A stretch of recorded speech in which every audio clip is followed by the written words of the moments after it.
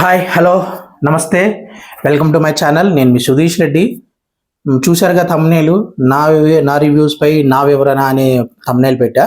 And రీసెంట్గా చేసిన 4 movies 'భారతీయుడు 2' కానీ, లేకపోతే 'డార్లింగ్' కానీ, లేదా 'రాయన్' కానీ, లేదా 'శివం బజే' వీటి గురించి స్పెషల్గా మాట్లాడుకున్నాను. అండ్ జనరల్గానే నేను రివ్యూస్ నా పాయింట్ ఆఫ్ వ్యూలో ఎలా ఇస్తాను అని చెప్పడానికి కూడా మీరు చూస్తున్న వాళ్ళందరికీ ఆల్రెడీ తెలిసే ఉంటుంది. నా పాయింట్ ఆఫ్ నేను ఎప్పుడు పాజిటివ్స్ అండ్ నెగిటివ్స్ మాట్లాడతాను. స్టోరీ విషయం, సినిమా ఎలా ఉంచడింది, అసలు ఏమున్నాయి ట్విస్టులు, వాటి గురించి అస్సలు మాట్లాడను. ఆర్టిస్టుల పెర్ఫార్మెన్స్ గురించి మాట్లాడతాను, బ్యాక్గ్రౌండ్ స్కోర్ గురించి మాట్లాడతాను, డైరెక్షన్ గురించి మాట్లాడతాను, సమాజానికి ఉపయోగపడే పాయింట్లు ఏమైనా ఉన్నాయా లేదా సినిమాలో అని మాట్లాడతాను. ఇవి క్లియర్గా నా రివ్యూ అనాలిసిస్లో అయితే నేను ఖచ్చితంగా ఏవి బాగున్నాయి, ఏవి బాగాలేదు, దీనివల్ల సమాజానికి ఎంత ఉపయోగం ఉంది, ఎంత ఉపయోగం లేదు, ఇలాంటి బేసిక్ పాయింట్స్తోనే మాట్లాడి, అండ్ ఎక్కడ కూడా ఒక స్టోరీ రివీల్ చేయడం కానీ, లేదా ఒకరిని కించపరిచేలా మాట్లాడడం కానీ ఎప్పుడు చెయ్యను. కొన్ని యాదృచ్ఛికంగా నోటి దురద వల్ల కొన్ని డైలాగులు వస్తూ ఉంటాయి అప్పుడప్పుడు. అలాంటి చిన్న చిన్న ఉంటాయి కనుక క్షమించండి. బట్ స్టిల్ అది ఇంటెన్సివ్గా చేసింది అయితే కాదు. జస్ట్ అది ఏమంటారు, ఇంకా మేము గోదావరి వాళ్ళం కదా, కొంచెం ఎటకారం పళ్ళు ఉంటాయి కాబట్టి అవి డిఫాల్ట్గా బ్లడ్లోనే ఉన్నాయి. అది ఆటోమేటిక్గా బయటకు వచ్చేస్తుంటుంది ఒకసారి. సో అవి నేను కూడా కంట్రోల్ చేసుకోలేదు, చేద్దామన్నా. అది బ్లడ్లో ఉంది కాబట్టి. బాలకృష్ణ గారు అంటారు కదా, ఎక్కడికి వెళ్ళినా తినేది బెడ్ పడుకునే బెడ్ మారుద్ది, లేకపోతే తినేది ఫుడ్ మారుద్ది, కానీ బ్లడ్ ఎలా మారుద్దిరా అని. ఇది అంతే. సో ఇవి పక్కన పెడితే, అలాగే మొత్తం ఫస్ట్ నుంచి అన్ని ఇవ్వడానికి అంత టైం సరిపోదు. రీసెంట్గా చేసిన 4 రివ్యూస్, మూవీ రివ్యూస్ గురించి కొంచెం క్లుప్తంగా డీటెయిల్గా మీద మాట్లాడదాం. వాటికి అంతంత రేటింగ్ ఎందుకు ఇచ్చాం. డిజాస్టర్ మూవీకి కూడా నేను 3.5, 3.25 ఇచ్చాను. అండ్ రాయన్ మూవీ కమర్షియల్గా సక్సెస్ అయింది, దానికి 2.5 ఇచ్చాను. అండ్ శివం బజేకి అసలు రేటింగ్ ఇవ్వలేదు. సో వీటి గురించి వివరంగా వీటిలో ఫస్ట్ వచ్చే కేటగిరీలో వచ్చేది 'భారతీయుడు 2' ఇప్పుడైతే. అండ్ ఇంకొకటి, ఇవి స్పాయిలర్స్ ఉంటాయి, బట్ ఇప్పుడు అయితే ఆల్మోస్ట్ ఈ మూవీస్ అన్ని రిలీజ్ అయ్యి 10 days పైనే అవుతుంది కాబట్టి, సో ఈ స్పాయిలర్స్ పర్లేదు అని నేనైతే అనుకుంటున్నా.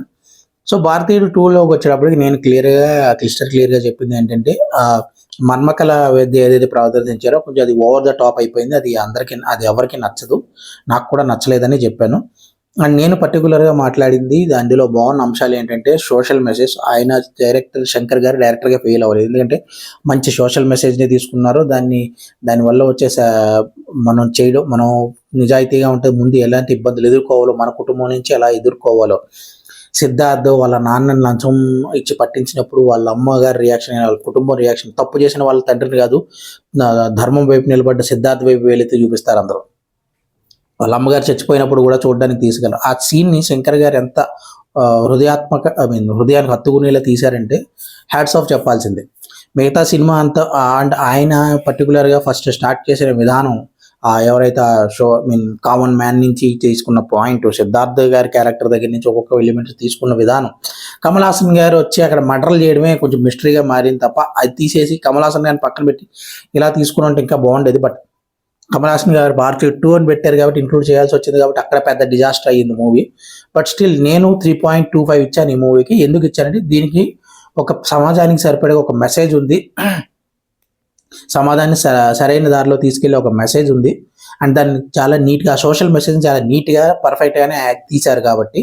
అండ్ మిగతావి సాంగ్స్ బాగాలేదని చెప్పాను, బట్ ఓన్లీ ఆ మెసేజ్ పాయింట్ బేస్ చేసుకుని నేను మిగతావన్నిటికీ తక్కువ రేటు, ఇది ఒకటి మెసేజ్ అయితే 5.55 ఇవ్వచ్చని, మిగతా అన్ని కన్సిడర్ చేసుకుని 3.25 ఇచ్చాను. ఎందుకంటే ఇందులో సాలిడ్గానే proper movie, even though disaster అయినా, జనాలు ఎవరికి నచ్చకపోయినా, 100 కోట్ల పైగా లాస్ వచ్చినా కూడా, ఈ మూవీలో అయితే నేను చూసిన పాయింట్ అయితే మంచి సోషల్ మెసేజ్ అయితే ఉంది.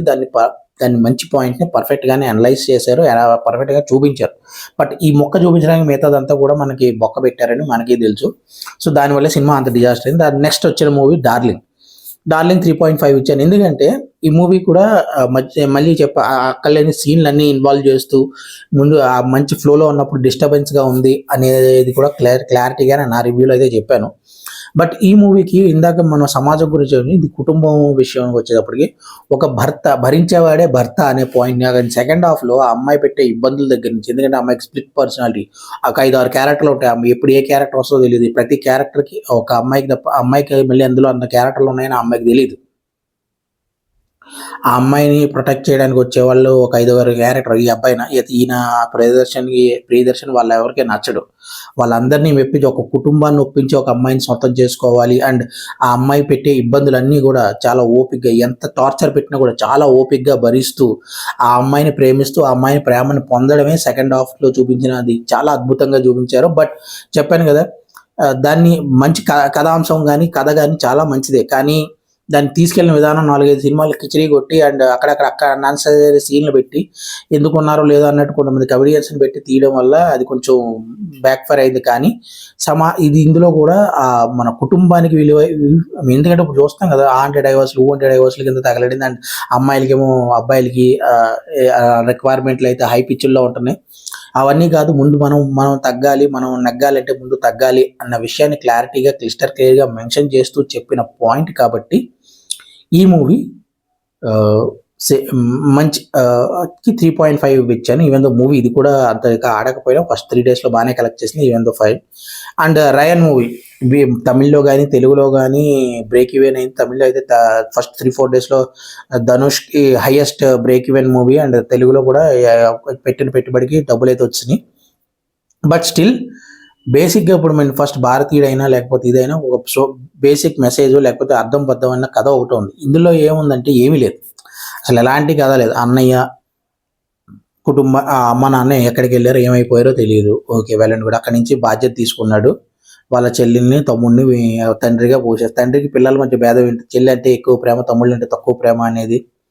అండ్ చెల్లికి ఎలాగైనా మంచి సంబంధం చూసి సెట్ చేయాలన్నప్పుడు తమ్ముళ్ళని కొంచెం చులకనగా చూడడం, లేకపోతే తమ్ముళ్ళ మీద కొంచెం నెగ్లిజెన్సీ చూపించడం, అది కూడా కరెక్ట్ కాదు. దాని తర్వాత ఈయన ఎప్పుడు ఏం సాధించాడో చెల్లి ప్రతి ఒక్కడు ఈయన చూసి భయపడుతుంటాడు. సడన్గా వచ్చేప్పుడు వెళ్ళి కత్తిపూలతో పొడిచి వచ్చేస్తుంటాడు. అండ్ అక్కర్లేని వైరాలు పెట్టుకుంటుంటారు తమ్ముళ్ళకి స్మూత్గా చెప్తే అయిపోయేదానికి అది చెప్పకుండా. అండ్ ఆ తర్వాత సెకండ్ హాఫ్లో వీళ్ళ చెల్లి విషయంలో వీనికి తమ్ముళ్ళ మీద పగబట్టాల్సిన అవసరం ఏంటి, ఇలాంటివి ఏది క్లారిటీ ఒక కథ ఒక జనరల్ ఫ్యామిలీ కూడా ఇలా ఉండదు. అందుకే చెప్పాను బందిపోట్ల మధ్య బంధాలు అనే టైటిల్ పెట్టాను దీనికి. సో ఒక అర్థం పర్థం లేకుండా క్లమ్జీగా ఏదో కొంతమందికి అంటే బేసిక్గా ఫ్యామిలీ సెన్స్ లేని వాళ్ళకి ఇలాంటి వాళ్ళు ఎవరికైనా నచ్చచ్చు. కానీ బేసిక్గా ఫ్యామిలీ సెన్స్ ఉన్న వాళ్ళు ఎవరు ఇలా ఏం కుటుంబం ఇలా ఏం తగలడ్డారా అని ఒక ఎగువ దిగువ మధ్యతరగతి మనుషులకి లేదా ఎవరికి అయినా ఇది ఖచ్చితంగా నచ్చదు. ఈవెన్ అంత దిగువ మధ్య తరగతి అంతకు తక్కువలో కూడా నాకు తెలిసి 90% ఆఫ్ ద ఫ్యామిలీ ఆడియన్స్కి కానీ లేదా జనరల్ ఆడియన్స్ కూడా ఇది నచ్చదు.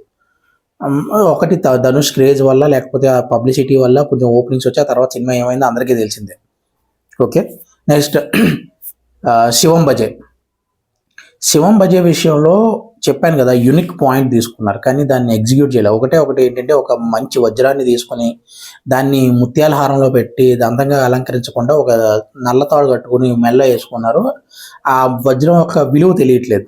అదే జరిగింది ఇక్కడ. అందరూ అన్నీ ఉన్నా కూడా ఈ మూవీ కూడా ఒక్క యూనిక్ పాయింట్కి అండ్ చేసినందుకు 2.75 ఇద్దామని అనుకున్నా. బట్ రేటింగ్స్ ఆ మూవీకి నేను అప్పుడు ప్రాక్టికల్ కానీ ఇప్పుడు చెప్తాను 2.75. ఎందుకంటే ఒక యూనిక్ పాయింట్ తీసుకున్నారు. అండ్